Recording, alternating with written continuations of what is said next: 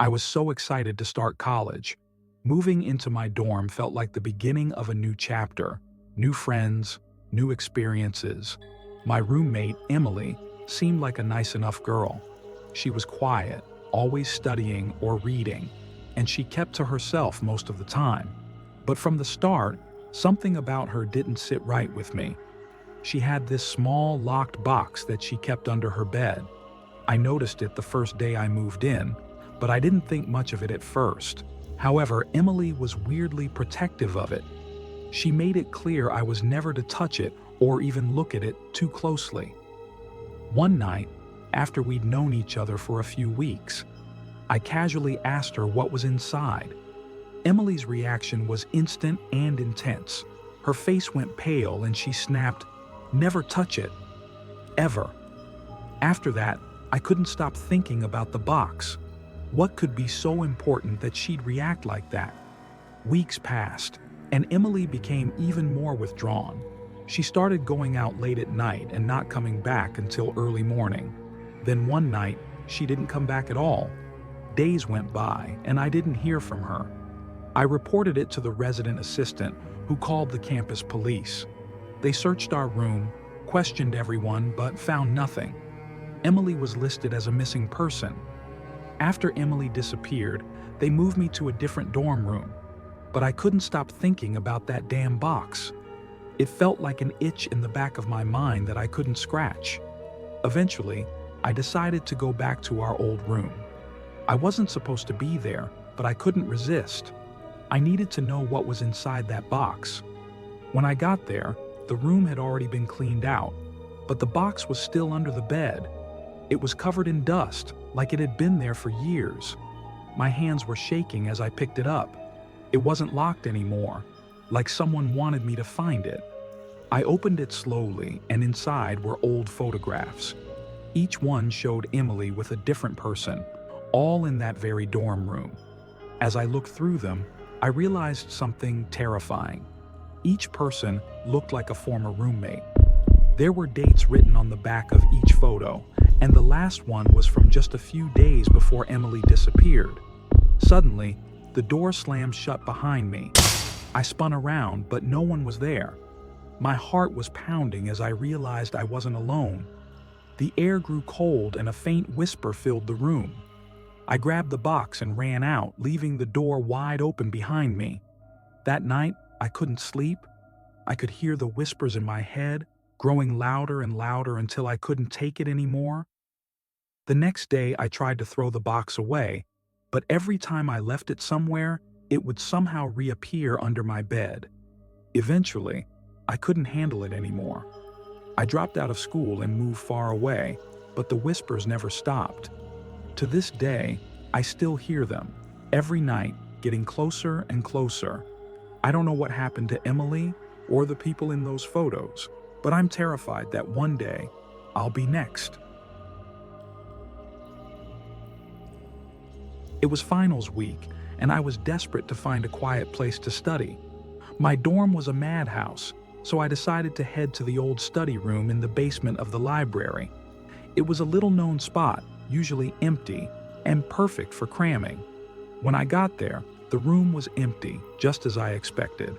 The only sound was the hum of the fluorescent lights overhead. I spread out my books and notes, determined to pull an all-nighter. Hours passed, and I was deep into my work when I heard the door creak open behind me. I turned around, but no one was there. My heart skipped a beat, but I brushed it off as the building settling. It was an old building, after all. But then, I heard footsteps.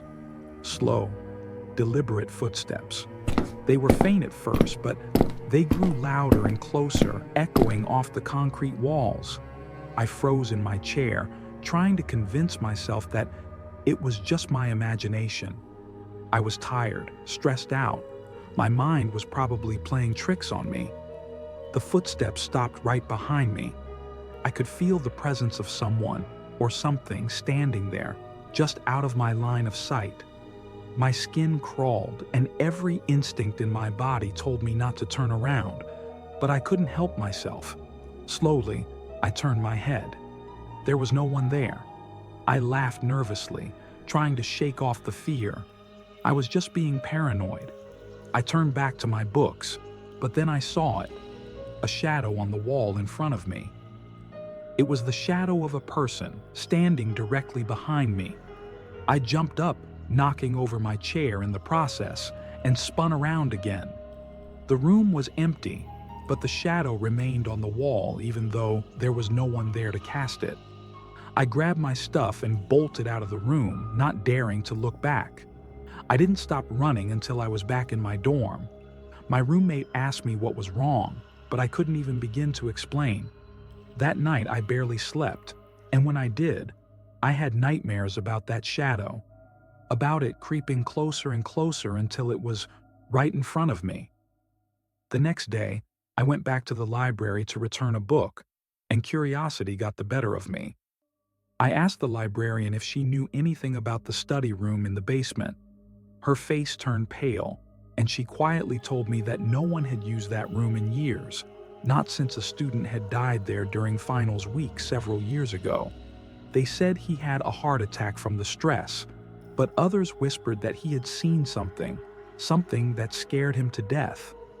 I never went back to that room, and I avoided the basement entirely for the rest of my time at college. But sometimes, when I'm alone and it's quiet, I can still hear those footsteps, and I feel that presence behind me. And I'm terrified that one day I won't be able to resist the urge to turn around again. During my sophomore year, I was assigned to a new dorm building that I had never heard of before. It was on the far edge of campus, isolated from the other dorms. When I arrived, I immediately noticed that the building was in poor condition, peeling paint, cracked windows, and an eerie silence that made my skin crawl. The RA handed me my key and gave me a strange look. "You're in room 314, she said quietly. "Try not to wander around too much, okay?" I didn't think much of it at the time, but looking back, I should have taken her warning more seriously. When I found my room, I was surprised to see how small and cramped it was. The air was stale, and the only window was sealed shut, caked with grime. I unpacked my things, trying to ignore the unsettling feeling that something was wrong.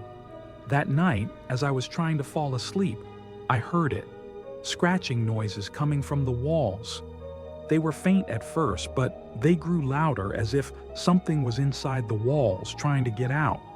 The scratching continued every night.